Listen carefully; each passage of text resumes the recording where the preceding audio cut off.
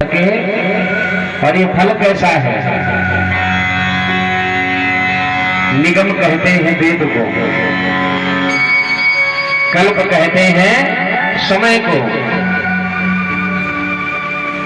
निगम कहते हैं वेद को, कल्प कहते हैं समय। कौन सा कल्प चल रहा है? कहा ये वेदों की उच्च शाखा से उच्च शाखा का परिपक्व फल है। बोले महाराज ये जब ऊंची शाखा से गिरा होगा ना तो भाई फल जब परिपूर्ण पक जाता है, जब ऊंचे डाल से गिरता है तो फट जाता है,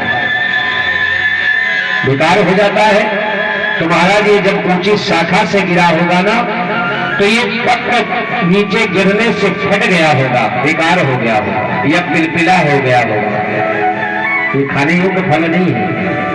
महाराज ने कहा अगर वृक्ष से डायरेक्ट गिरता धरती पर तो ये फट जाता, लेकिन डायरेक्ट नहीं गिरा है। ये एक गोद से दूसरी गोद, दूसरी गोद से तीसरी गोद, गोद पर गोद आकर के ये तब पृथ्वी पर आया है। कहा महाराज समझ में नहीं आई बात। बोले वेदों का विधान है। वेद किसके हाथ में है? ब्रह्मा जी के।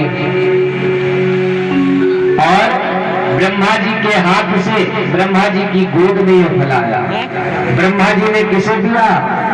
अपने पुत्र नारद सनत सनंदन सनातन संत कुमार को दिया। सनत कुमारों से नारद जी को प्राप्त हुआ और नारद जी से भक्ति ज्ञान वैराग को प्राप्त हुआ और व्यास जी से सुखदेव जी को प्राप्त हुआ और सुखदेव जी से परीक्षित जी को प्राप्त हुआ। इस प्रकार से इस फल का आगमन धरती पर शनै शनै धरा अवतीर्णम, धीरे धीरे करके यह फल एक गोद से दूसरी गोद, दूसरी गोद से तीसरी गोद, यानी कि हाथों हाथ यहाँ पर आया है। तो ना ये पिलपिला फल है ना फूटा हुआ फल है, बड़ा ही सुंदर फल है। बोले महाराज ये फल तो आपका बड़ा सुंदर लग रहा है, लेकिन इसका स्वाद कैसा होगा? खट्टा है या मीठा है या खटमिठा है? कैसा फल है? सूत जी कहते हैं भैया ये जो फल है ये न खट्टा है न खटमिठा है, ये तो बड़ा ही मीठा फल है। बोले हम कैसे माने? आपने तो कह दिया वो फल बड़ा मीठा है, हम कैसे माने? आपके कहने से अगर मैंने फल खा लिया तो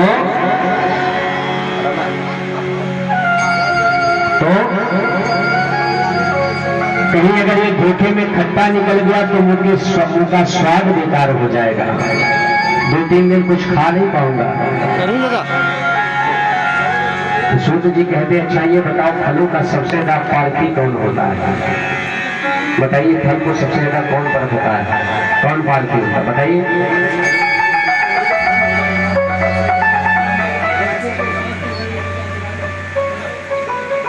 नहीं हम तो बताएंगे, आप तो कुछ बताओ।